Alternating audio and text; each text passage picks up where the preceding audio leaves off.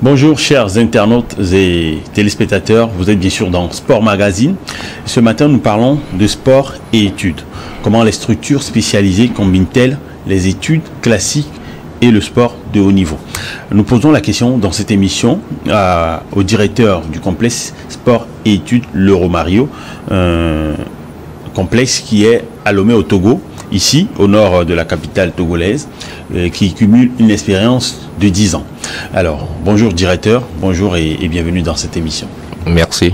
Bonjour à vous aussi, bonjour aux téléspectateurs. Alors, directeur Mario Yao Apedo, nous parlons avec vous ce matin de sport et études. Nous parlons également de détection de talent, nous parlons de football à la base, nous parlons de la formation de jeunes footballeurs et sportifs en général vers le haut niveau. Alors, d'entrée, sport et études, qu'est-ce que c'est? Le sport et études, comment ça marche? C'est un programme qui permet aux jeunes de combiner les études avec la formation footballistique. Ok. Voilà. Alors, ça c'est de façon succincte. Exactement. Et si vous devriez rentrer dans les détails un peu plus. Ok.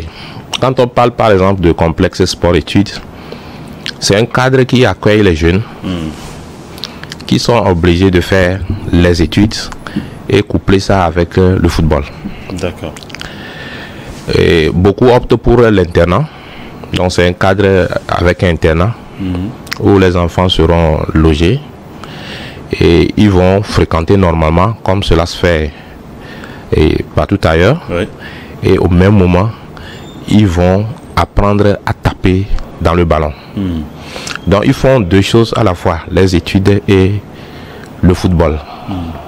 On complète en essayant de mieux les encadrer, mieux les éduquer.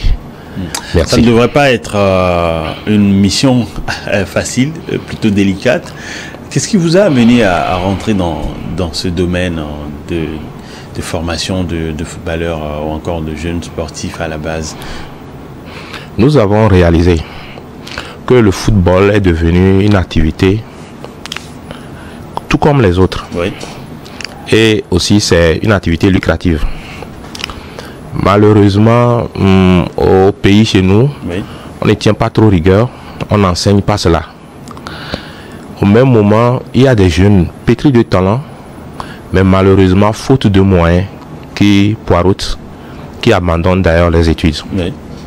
Sur ce, nous nous sommes constitués en une association pour donner la chance à ces jeunes. Tous ces jeunes sont souvent détectés, d'autres sont amenés par les parents. C'est juste pour leur donner une chance de réaliser leur rêve, qui est peut-être de devenir des stars footballistiques. Mais on ne peut plus faire les études, on ne peut plus faire le football en ignorant les études. Ok. Alors, sur ce, il faut impérativement les coupler avec les études. Étant donné que les jeunes qui aiment souvent le foot se désintéressent des études, nous avons créé ce cadre pour permettre aux jeunes de faire les études la matinée et le soir d'apprendre à taper dans le ballon.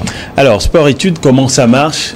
J'ai l'impression que vous avez vous êtes un cas particulier parce que, là, à vous entendre, c'est vous qui allez chercher les jeunes et vous leur offrez une porte de sortie plutôt honorable vers une vie professionnelle de haut niveau. Mais ce n'est pas toujours le cas. Il y a des structures, par exemple au Togo, on a quand même au moins 3 qui sont dans le domaine, vous y compris. Mais il y en a d'autres également sur d'autres cieux qui sont des centres de formation, mais qui ne vont pas à la recherche de talent, mais qui sont juste là pour former les jeunes qui viennent à eux. Oui, et vous avez pleinement raison. Il y en a qui ne couplent pas le football aux études. Donc les enfants sont avec les parents et les après-midi, peut-être 2 ou 3 sur 7 jours, ils se retrouvent pour les encadrer à apprendre les b.a.-ba du football. Okay. Ça aussi c'est à part entière. Quand nous parlons de sport-études, ça c'est un programme recommandé. Aujourd'hui, c'est impératif que les enfants fassent les études et au même moment apprennent à jouer. Le foot est devenu une science Et il faut une capacité pour pouvoir bien assimiler cela. Intellectuelle. Capacité intellectuelle. Et c'est devenu science. Vous devez maîtriser un peu de la mathématique, un peu des sciences pour pouvoir bien assimiler. Parce qu'il y a histoire des angles dedans. Et il y a histoire de force dedans. Il y a les pesanteurs dedans. Donc du coup, les enfants doivent également maîtriser les langues. À l'école, on enseigne l'anglais, le français, l'espagnol, tout et tout.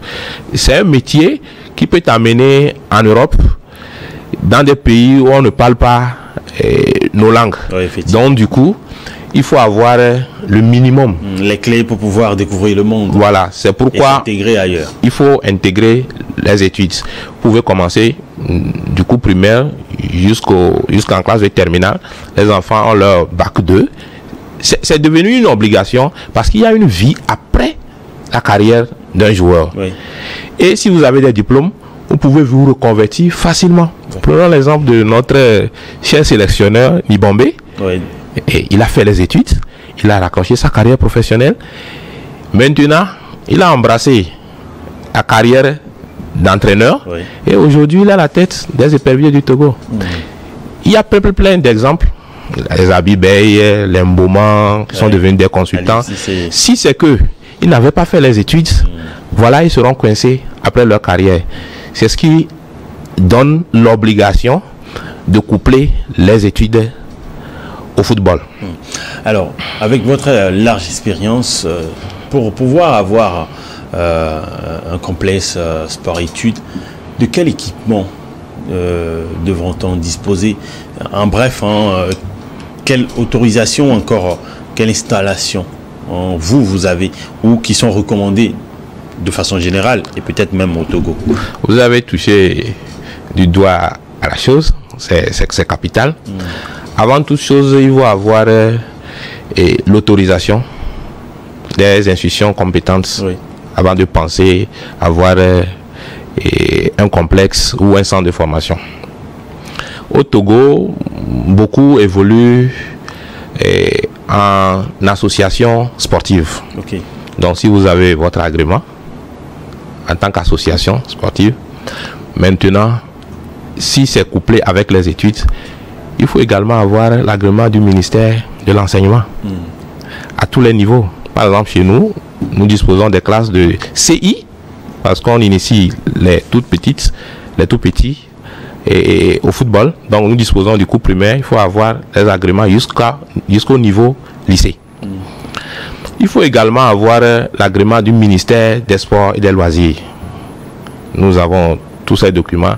C'est ce qui nous donne le pouvoir de créer maintenant un complexe. Ok. Au-delà de ces autorisations, il faut avoir des installations comme des dortoirs, s'il y a internat, les salles de classe. Il faut avoir les terrains. À notre niveau, nous avons plusieurs terrains. Terrain pour les minimes, je pense que c'est ce que vous venez de montrer. Les tout petits s'entraînent sur ça. Là-bas, on n'a pas besoin d'un terrain réglementaire. Il y a un terrain réglementaire pour les grands. Il y a un autre terrain pour les filles, parce que nous faisons les deux sexes. Il faut avoir une salle de gym, des salles de réunion, des salles de projection de vidéos pour les jeunes. Il faut avoir un réfectoire s'il y a l'internat pour que les enfants puissent manger. Au-delà de tout ça, il faut avoir un bloc technique pour les techniciens, les coachs, une salle d'études pour les enseignants. Si c'est couplé avec les études, il faut une direction technique, une direction pédagogique et un bloc administratif.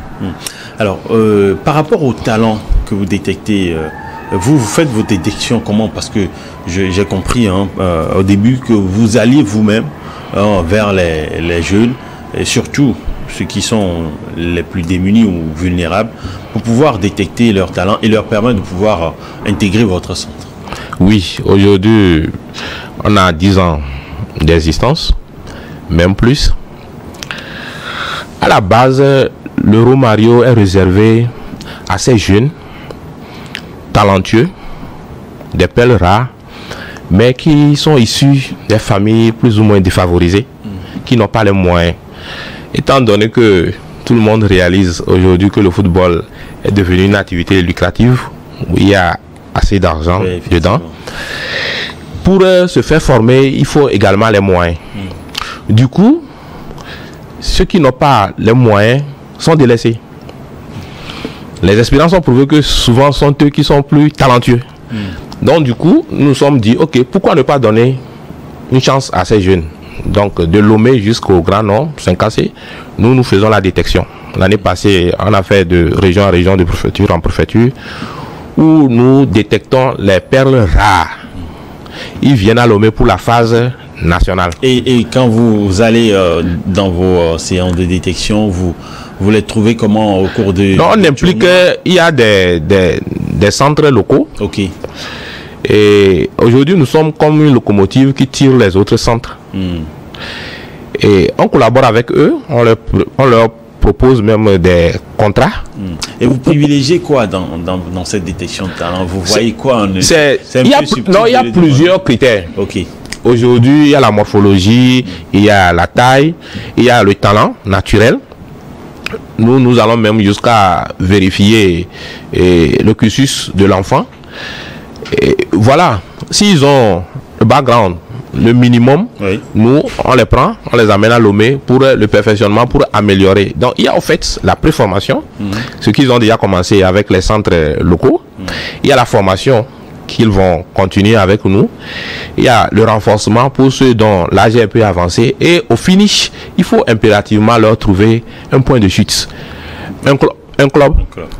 Et c'est à partir de là que les familles vont profiter, le jeune même va profiter et le centre aussi peut avoir des indemnités de formation. Et c'est ce que nous appelons des retours sur investissement parce que nous sommes en train d'investir. Et quand Romario profite, alors ça rejaillit sur les premiers centres formateurs. Au-delà de la détection, si un parent estime que son enfant, parce que certains jeunes, ils font même du chantage à leurs parents, que si ce n'est pas le foot, je ne vais plus fréquenter. Si le parent estime que l'enfant a un peu de talent, il faut le mettre dans le cadre approprié pour qu'il puisse réussir. Les enfants échouent à la maison, mais quand ils sont au centre chez nous, ils sont obligés de réussir parce qu'ils rêvent de devenir de grands footballeurs. Du coup, ils sont dans leur monde. Et c'est obligatoire, vous devez faire les études. Chez nous, quand vous échouez, on vous renvoie. Donc, c'est une pression silencieuse que nous mettons sur les enfants. Et ils réussissent sur le plan études et au même moment, sur le plan footballistique également, ils réussissent. Et déjà à 16 ans, ils intègrent peut-être la sélection des moins de 17 ans. Et à 18 ans, ils jouent pour les moins de 20 ans. Et ainsi de suite, on les place en stage dans des clubs locaux. Et de là maintenant, des opportunités vont s'ouvrir à l'extérieur.